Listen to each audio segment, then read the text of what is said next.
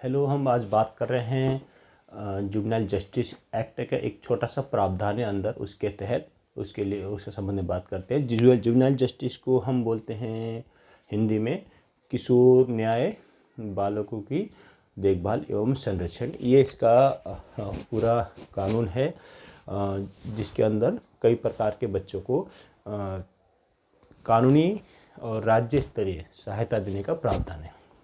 क्योंकि कोविड का दौर चल रहा है, बहुत सारे बच्चों को अभी देखभाल की, संरक्षण की ज़रूरत है। तो इसी के तहत कुछ स्कीम भारत सरकार के विभिन्न स्कीम आए हैं और दिल्ली सरकार के भी आए हैं, जो कि कोई पीएम केयर फंड से हैं, कुछ स्टेट के लेवल के हैं और कुछ बहुत सारे गैर सरकारी संगठनों से हैं। तो ये जो स्कीम है अभी रिसेंटली आया है उन बच्चों के लिए पिता जो कमाने वाले हैं, वो अप्रैल 2020 के बाद जिनका देहांत हुआ है उनके लिए, जिनको जो कोविड से जिनका देहांत हुआ था उनके लिए स्कीम अलग है, जो कि मुख्यमंत्री दिल्ली सरकार उसको घोषणा कर चुके हैं। उनके लिए 2500 रुपये पेंशन 25 साल तक की उम्र तक है, वो एक अलग स्कीम चल रहा है। इसके अतिरिक्त ये जो स्कीम मैं बता रहा हूँ ये उनके लिए है जिनके पास कोविड से मृत्यु का या कोविड से बीमार से मरने का कोई प्रमाण नहीं है। इसका मतलब जिनके पेरेंट्स जो खास करके पिता जो कमाने वाले थे घर के इकलौते, वो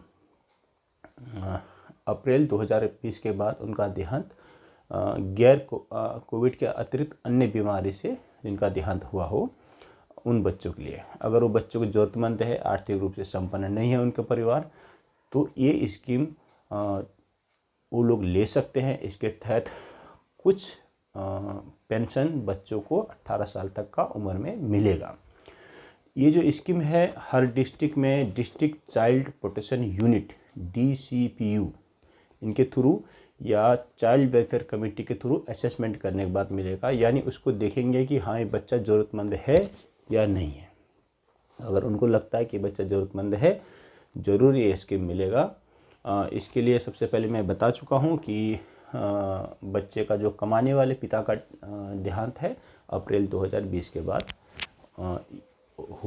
में हुआ हो, उसके बाद हुआ हो, और उसके लिए कुछ डॉक्यूमेंट भी चाहिए, बैंक अकाउंट चाहिए और आधार कार्ड चाहिए।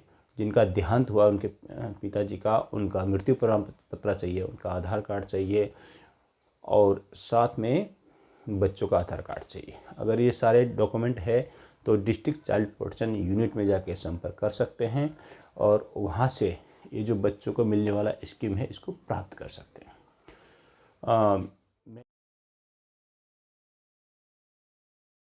डॉक्यूमेंट वहाँ सबमिट करा है बच्चों का। हालांकि कोविड के कारण मैं बच्चों को लेके नहीं जा पाया, उन्होंने बोला कि हम खुद विजिट करेंगे और असेसमेंट करेंगे, आप बच्चे लेके मत आइए। मैं बच्चे का डॉक्यूमेंट लेके गया और वहाँ पर मैंने बच्चे का डॉक्यूमेंट सबमिट करा है।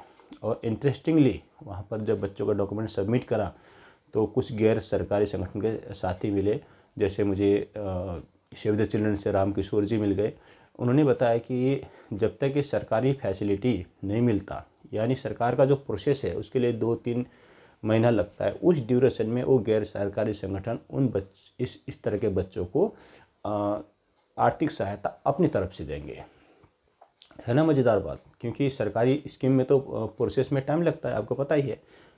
उतने ड्यूरेशन में वो गैर सरकारी संगठन उस बच्चों को आर्थिक सहायता देंगे और हेल्प करेंगे। ये मुझे रामकिशोर जी ने बताया। तो वहाँ पर सेव द चिल्ड्रन जैसे और भी बहुत सारे ऑर्गेनाइजेशन हैं जो कि बच्चों को हेल्प करना चाहते हैं और वहाँ बैठे हुए हैं। तो हमें वहाँ तक उन बच्चों को पहुँचाना है, और बच्चों को नहीं पहुँचा सकते तो उनका डॉक्यूमेंट पहुँचाना है ताकि उनको हेल्प मिल सके। क्योंकि आपको पता ही है इस तरह के बच्चों का, इस तरह परिवार को तक इन्फॉर्मेशन नहीं पहुंच पाती, और वहाँ तक वो DM ऑफिस कहाँ है, DCPU ऑफिस कहाँ है वो भी उनको पता नहीं है, CWC कहाँ है वो भी पता नहीं है। तो ऐसे बच्चों तक हमें पहुँचाना है। तो डॉक्यूमेंट आपको मैंने बता चुका हूँ। कितना मिलेगा ये मैं बताता हूँ।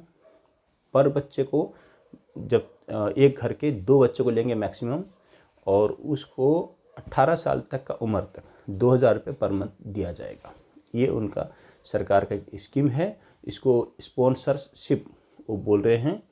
और जब तक सरकार से वो लागू नहीं होता, यानी 2-3 महीने के ड्यूरेशन तक वो उसको बहुत सारे गैर सरकारी संगठन देंगे।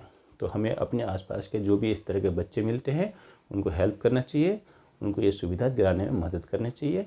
अगर कोई मुझसे कोई ज़रूरत पड़े तो संपर्क जरूर करें।